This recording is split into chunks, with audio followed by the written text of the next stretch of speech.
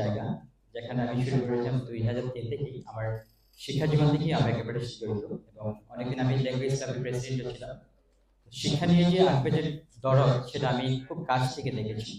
প্রথমে ল্যাঙ্গুয়েজ নিয়ে কাজ করেছেন, টিচারদের ট্রেনিং করিয়েছেন এবং পরবর্তীতে ওনারা স্ট্রিট চিলড্রেন নিয়ে কাজ করছেন এবং এখন কাজ করছেন গৃহস্থলীতে যারা নিয়োজিত আছেন ওদিকে নিয়ে। নিঃসন্দেহে একটি চমৎকার উদ্যোগ যা শিক্ষাকে একটি বৈপ্লবিক পরিবর্তন নিয়ে আসতে পারে। তো আজকের যে আমাদের এই থিমটা হচ্ছে education financing, hold the flame high. আমরা এখান থেকে যেটা দেখতে পাচ্ছি যে শিক্ষায় বরাদ্দ নিঃসন্দেহ একটি চমৎকার বিষয়। কারণ আমরা এই আসার জায়গা হচ্ছে কিছুদিন আগে আমাদের মাননীয় প্রধানমন্ত্রী বলেছেন যে আমরা শিক্ষায় 5% বরাদ্দ দেবেন। এটা নিঃসন্দেহে একটি সাহসী এবং যুগ উপযোগী উদ্যোগ। বিষয় হচ্ছে সেই জায়গায় আমাদের এই বরাদ্দের পিছনে যদি সঠিকভাবে কাজ না হয় বা প্রজেক্ট না হয় তাহলে কিন্তু আমাদের এই বরাদ্দ কাজে আসবে না।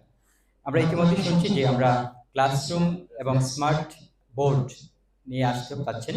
তো সেই ক্ষেত্রে আমার কিছু কথা আছে। আমরা কিন্তু চাচ্ছি স্মার্ট এডুকেশন এবং আমাদের এসডিজি যে আছে যে 4 নম্বর পয়েন্ট আপনারা নিয়ে আসছেন কোয়ালিটি এডুকেশন। এবং কোয়ালিটি এডুকেশন যেটা দরকার সবচেয়ে হচ্ছে কোয়ালিটি টিচার। আমরা যদি কোয়ালিটি টিচার না মেনে শুধু ক্লাসরুমকে স্মার্ট করি, স্মার্ট বোর্ড লাগিয়ে দিই, আমাদের সেই জায়গাটা ফিল আপ হবে না। আমি একটি কথা মনে পড়ে গেছে, আমাদের অগভার্ন চমৎকার একটি কথা বলেছেন কালচারাল ল্যাগ নামে। কালচারাল ল্যাগটা হচ্ছে যে সংস্কৃতির দুটি উপাদান, একটি হচ্ছে বস্তুগত উপাদান, একটা হচ্ছে অবস্থাগত উপাদান। তো আমরা যেটা দেখি যে দুটি উপাদানের মধ্যে বস্তুগত যে উপাদানটি আছে খুব দ্রুত পরিবর্তন হয়, কিন্তু অবস্থাগত উপাদানটা খুব ধীর গতিতে। আমরা যদি সেই ক্ষেত্রে কম্পেয়ার করি যে শিক্ষার যে উপকরণগুলো খুব দ্রুত পরিবর্তন হচ্ছে, বাট আমরা শিক্ষার যে স্কিল সেটা আমরা ঠিক সেভাবে নিতে পারছি না। এই কারণে আমরা সমাজে অনেক সমস্যা হচ্ছে। দেখেন আজকে আমরা যে জায়গায় দেখতে পাচ্ছি যে মোবাইল অ্যাডিকশন, বাচ্চারা খুব অ্যাডিক্টেড, প্রযুক্তি আমাদের খুব এগিয়ে যাচ্ছে, কিন্তু আমরা সেই কালে আমাদের মানসিকতাকে খাপ খাইয়ে নিতে পারছি না। তো আমার সেই ক্ষেত্রে যে কথা থাকবে, আমরা যদি সেই বরাদ্দটা পাই শিক্ষাক্ষেত্রে আমাদের সঠিক কাজে লাগাই, যাতে করে আমরা কোয়ালিটি টিচার তৈরি করি, কোয়ালিটি এডুকেশন উপহার দিতে পারি।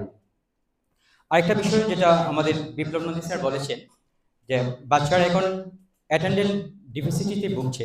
আমার সেই প্রশ্নটা, আমি 20 বছর থেকে শিক্ষকতায় আছি এবং এখন যে জিনিসটা দেখতে পাচ্ছি বিহেভিয়ারাল চেঞ্জ, বাচ্চাদের যে বিহেভিয়ার আচরণগত সমস্যা সবচেয়ে মারাত্মক লেভেলের। ক্লাসে কনসেন্ট্রেশন নেই, কথা শুনতে চায় না। যদিও আমার স্কুলে খুব একটা বড় সমস্যা না, বাট ওভারঅল আমরা দেখতে পাচ্ছি সেটা। সেক্ষেত্রে স্যার একটা পরামর্শ দিলেন কাউন্সিলর।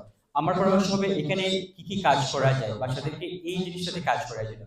বিশেষ করে কোভিডের পর থেকে আমরা যে জিনিসটা দেখছি সেই সময়টা হচ্ছে বাচ্চারা অ্যাটেনশন দিতে পারছে না, বিশেষ করে বিহেভিয়াররা প্রপার বিহেভিয়ারটা সোশ্যালাইজেশন জায়গাটা কিভাবে আমরা একটু ইমপ্রুভ করতে পারি সে বিষয়ে চিন্তার একটি বিষয় আছে।